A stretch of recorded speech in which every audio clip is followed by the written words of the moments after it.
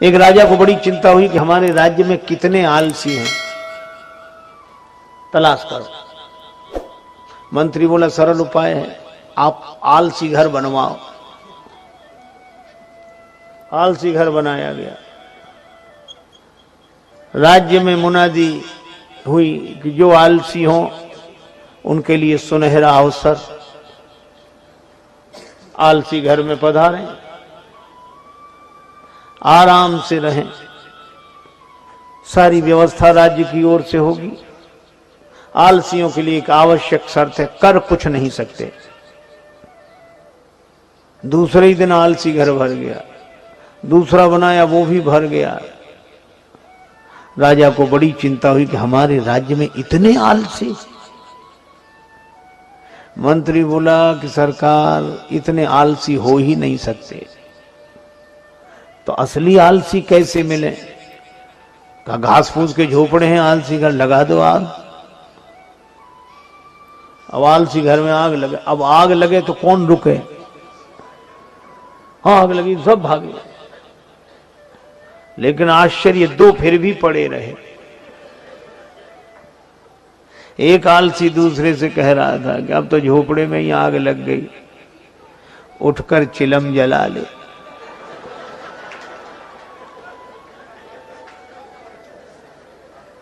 दूसरा बोला अब उठकर कौन जाए, आग तो खुद जलते जलते यहीं आई जा रही है। मंत्री ने कहा कि महाराज यही दो हैं, बाकी नहीं है। तो क्या हुआ, किसी का विवाह हुआ, नववधू घर में आई, गांव की घटना है।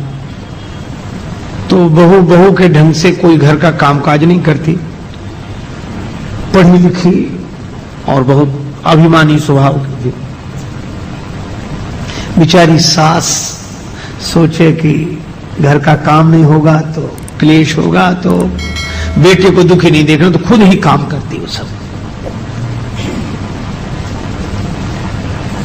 एक दिन बेटे को लगा कि ये बैठी रहती है, तो बेटे ने सोचा कि मैं मां के हाथ से झाड़ू लेकर झाड़ू लगाऊंगा तो इसे शर्म लगेगी। पति ने उसके हाथ से झाड़ू, नहीं तुम मत लगाओ, मैं लगाऊं। बोले नहीं, मां बोली मैं लगाऊंगा। अब बेटा कहेगा नहीं माता जी अच्छा नहीं, मैं लगाऊंगा। और दोनों झगड़ने लगे। सोचा कि शायद इसे शर्म लगी, तो बहू बैठी बैठी बोली काहे को झगड़ा करते हो, मेरे तो सिर में दर्द होने लगा। क्यों झगड़ते हो, एक दिन तुम लगा लिया करो, एक दिन ये लगा लिया करेंगे। बोलो। और एक दूसरा दृश्य देखो, किसी आदमी का विवाह हुआ, पत्नी के साथ घर में आया बेटा, तो बहुत दुखी। पत्नी ने कहा क्या हुआ? बोले देखो तो तुमने मेरे पीछे अपने माता पिता का त्याग कर दिया। पत्नी बोली वो तो सब करते हैं, उसमें क्या है? बोले नहीं, समानता का युग है, मैं भी समानता का आदर्श उपस्थित करूंगा।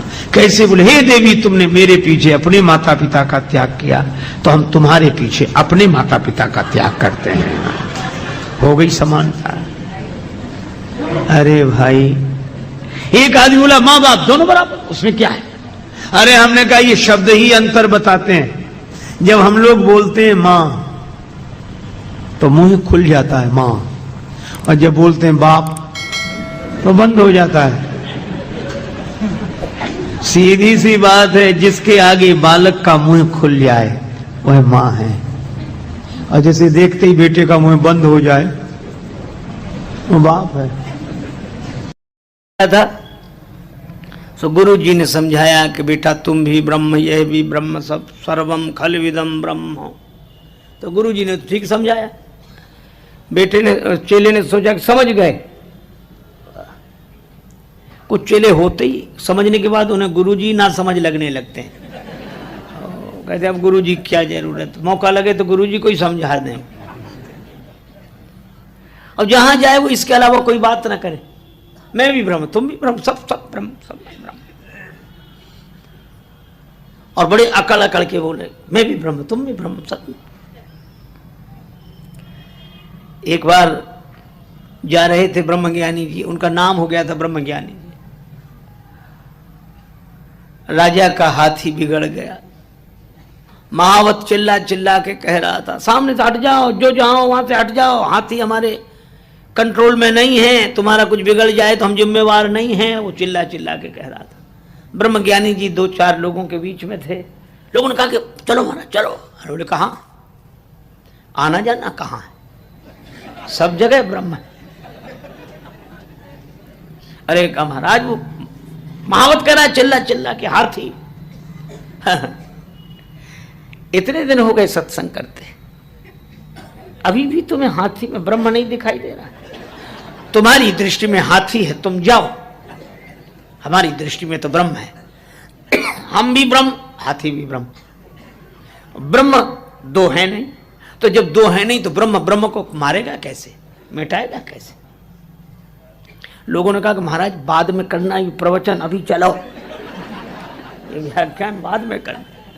बोले नहीं, हम कोई कमजोर ज्ञानी, सच्चे ज्ञानी। खड़ा रहा वो, सब तो भाग गए, वही खड़ा अकड़ा।